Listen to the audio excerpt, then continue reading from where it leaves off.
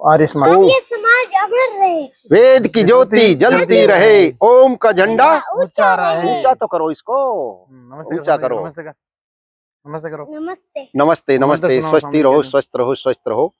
देखो, आज संसार के अंदर जो अविद्या फैल रही है, उस अविद्या को दूर करने के लिए आर्य समाज और आर्य समाज की जितनी भी जो संस्थाएं हैं, ऐसे छोटे छोटे बच्चों को संस्कारित करते हैं। हमारे जीवन में 16 संस्कारों का बड़ा महत्व है और छोटे बच्चों में ही वो विद्या, वो संस्कार, वो ज्ञान दे दिया जाए, जिससे हमारा राष्ट्र पुनः विश्व गुरुत्व की ओर बढ़े। अब मैं आपके सामने एक छोटे से बच्चे से निवेदन करता हूं कि वो एक ऐसा सुंदर सा मंत्र सुनाए जो संसार को एक बहुत बड़ा ज्ञान देता है। ओम विश्वानि देव सविता दुरितानि पदासुव यद्वतन्त्रन्नहासुव। शाबाश शाबाश। देखो, इस मंत्र का जो सार है वो इतना सार गर्भित मंत्र है, महर्षि दयानंद को भी यही मंत्र बार बार स्मृति में आता था और इसी का उच्चारण करते थे। इस मंत्र का भाव है, हे संसार के मनुष्यों, आपको अगर सुखी रहना है, संसार को सुखी बनाना है, तो आप अपने अंदर जितने भी दुर्गुण हैं, दुर्तानि पराशु, उनको दूर करो। तो दुर्गुण क्या है? काम, क्रोध, लोभ, राग, द्वेष, अहंकार, निंदा, नफरत, ईर्ष्या, द्वेष, ये दुर्गुण है। इनसे व्यक्ति दूर उठ जाता है तो सुखी हो जाता है। और दूसरा इस मंत्र का भाव है, जो दुर्तानी, जो दुर्गुण, दुर्गुण है, दुर्व्यसन है। दुर्व्यसन में क्या होता है? जो शरीर में न डालने वाली चीजें हैं, अगर उनको हम डालेंगे तो दुखी हो जाएंगे। जैसे अंडा है, मांस है, मछली है, शराब है, अफीम है, गांजा है, अनेक प्रकार के जो शरीर को रोगग्रस्त कर देते हैं, उन पदार्थों से भी हम बचेंगे तो हम सुखी हो जाएंगे। और तीसरा है, हमारे अंदर जो अनेक प्रकार के दोष आ जाते हैं, जैसे विचारों का दोष, हम किसी के प्रति अनर्गल वैसे ही गंदे विचार कर लेते हैं, उससे भी हम दुखी होते हैं।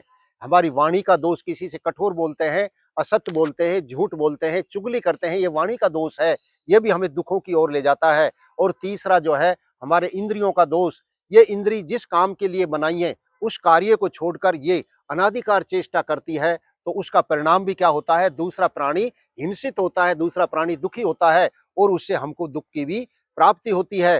तो बच्चा हमको यही संदेश देना चाहता था कि सारे संसार को अगर सुखी बनाना है तो पहले हम स्वयं सुखी बने और फिर परमात्मा हमको भद्रता देता है, श्रेष्ठता देता है, उत्तमता देता है। तो कल्याणकारी हमारे अंदर गुण, कर्म, स्वभाव और पदार्थों का सेवन करें, यही संसार को सुखी बनाने का कारण है। अभी हमारे पहले वाले वीडियो में प्रेमपाल जी कह रहे थे कि भारत की अवनति में प्रतिमा पूजा का कितना योगदान है। ये बहुत अच्छा प्रश्न है। भारत में प्रतिमा पूजा कहाँ से चली?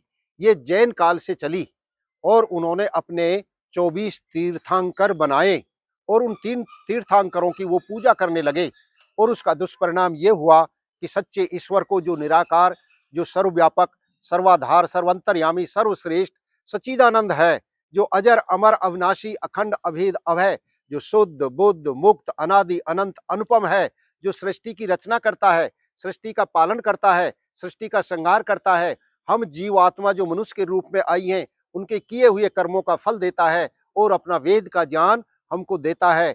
ऐसे परमात्मा को भूलकर और लोग पाषाणों के सामने, चाहे वो सोने के हों, चांदी के हों, उन प्रतिमाओं के सामने खड़े होकर और उनसे मिन्नत मांगते हैं। ये बहुत बड़ी अविद्या है और बहुत बड़ा ये खाई है। इस खाई में गिरने के बाद में व्यक्ति फिर निकलना बड़ा मुश्किल होता है।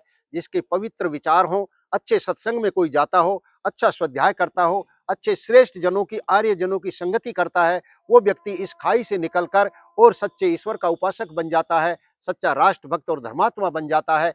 आए हम पूरे विश्व को सुखों की ओर ले जाएं, पूरे विश्व के कल्याण की मार्ग की भावना के साथ, सर्वहिताय सर्व सुखाय की भावना के साथ आर्य समाज जो काम कर रहा है, प्रतिदिन यज्ञ करता है, सबके हित के लिए गौ रक्षा करता है और जहां कहीं भी अन्याय होता है, अविद्या जहां फैलती है, उसका डटकर मुकाबला करता है। आर्य समाज के साथ जुड़े और इस प्रतिमा पूजा जो संसार के लोग कर रहे हैं, कुछ पेट पालने के लिए कुछ लोगों ने यह धंधा बना लिया है और वो कहते हैं कि प्राण प्रतिष्ठा करते हैं। मैं प्रश्न करता हूं उन लोगों से, जब प्रतिमा के अंदर प्राण डल गए तो फिर वो सांस क्यों नहीं ले रही है? वो देख क्यों नहीं रही है? वो बोलती क्यों नहीं है? हम उसको कुछ खिलाते हैं तो खाती क्यों नहीं है, हम उसे अनेक प्रकार के व्यंजन, अनेक प्रकार के रस पिलाते हैं, पीती क्यों नहीं है। और इतना करने के बाद भी अगर वो ऐसा करती है तो फिर वो सोच क्यों नहीं जाती है। ये सारा का सारा पाखंड है। इस पाखंड को महर्षि दयानंद ने आर्य समाज के माध्यम से और वेदों का उपदेश देकर दूर किया, और जो इस पाखंड की खाई से निकल गया वो संसार में सूर्य की तरह, चंद्रमा की तरह अपना प्रकाश फैलाता रहा, अपनी क्रांति फैलाता रहा, और लोगों के बीच में एक श्रेष्ठ मानव के रूप में, देवता के रूप में वो प्रचारित हो गया। आए मिलकर हम भी इस प्रतिमा पूजा से दूर हटकर सच्चे मायने में जो हमारे माता है, पिता है, गुरु हैं, आचार्य है, श्रेष्ठ जन है, जीव जंतु जहां भी हैं, वो सारी मूर्तियां हैं जो परमात्मा ने बनाई हैं, उनका हम सम्मान करें, यथा योग उनकी व्यवस्था करें, यथा योग उनको श्रद्धा पूर्वक उनके जीवन जीने की वस्तुएं प्राप्त कराएं। आर्य समाज का भी उद्देश्य यही है कि सारे संसार का कल्याण हो। आर्य समाज का उद्देश्य है संसार का उपकार करना, और उपकार होगा मेरे बंधुओं, मेरे साथियों, ज्ञान से। ज्ञान पूर्वक जो व्यक्ति कर्म करता है उसको फल के रूप में धर्म की प्राप्ति होती है, और जो व्यक्ति निरंतर धर्म के मार्ग पर चलता है वही तो भक्त कहलाता है। और भक्त के पास ही शक्तियां आती हैं, और शक्ति जिसके पास होती है वो मुक्ति को प्राप्त कर लेता है। हमारे जीवन का उद्देश्य भी यही है कि संसार के पदार्थों का यथा योग भोग करते हुए और हम अपवर्ग की ओर बढ़ जाएं, मुक्ति की ओर बढ़ जाएं। यही वो समय है प्यारे, मुक्ति की ओर बढ़ने का। मानव शरीर ही वो एक साधन है जिससे हम उस प्यारे प्रभु परमात्मा के आनंद को प्राप्त करके उस सच्चिदानंद का गुणगान कर सकते हैं। आए मिलकर सच्चिदानंद भगवान के साथ जुड़कर आर्य समाज के नियम और सिद्धांतों को अपने जीवन का अंगीकार बनाकर आर्य राष्ट्र निर्माण में अपना सहयोग करते हुए, और हम पुनः संसार को सुखों की ओर ले जाएं, सच्ची विद्या के साथ जोड़कर, और जो हम सब के कल्याण के मार्ग पर चलें। मेरा सब लोगों से निवेदन यही है, जब हम छोटे छोटे बच्चों को ऐसा प्रशिक्षण दे रहे हैं तो विशाल काय पूरा संसार जो गुरुकुलों के माध्यम से इस विद्या को प्राप्त कर रहा है, संसार आर्यत्व को प्राप्त करेगा, वेदों की ओर लौटेगा, और सारा संसार सुख में हो जाएगा। आज ये विभिन्न प्रकार के युद्धों की विभीषिकाएं चल रही हैं, एक देश दूसरे देश के ऊपर बमबारी कर रहा है, इन सब का युद्ध परिणाम जो आ रहा है उससे सारे मानव के अंदर दुख पैदा हो रहा है, भय पैदा हो रहा है, सब डरे हुए हैं। इसलिए उस डर को दूर करने के लिए आर्य समाज के साथ जुड़ें, महर्षि दयानंद के आर्य समाज और वेद के सिद्धांत के साथ जुड़ें, और अपने आप को हम श्रेष्ठ बनाएं, उत्तम बनाएं, महान बनाएं। यही हमारा आर्यत्व है, यही हमारा देवत्व है। आए मिलकर महर्षि दयानंद के कार्य जो अधूरे रह गए उनको हम आगे बढ़ाएं और संसार का कल्याण करें।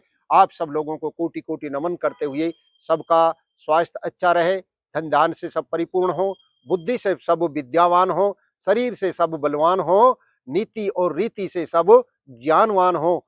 ओम शांति शांति शांति।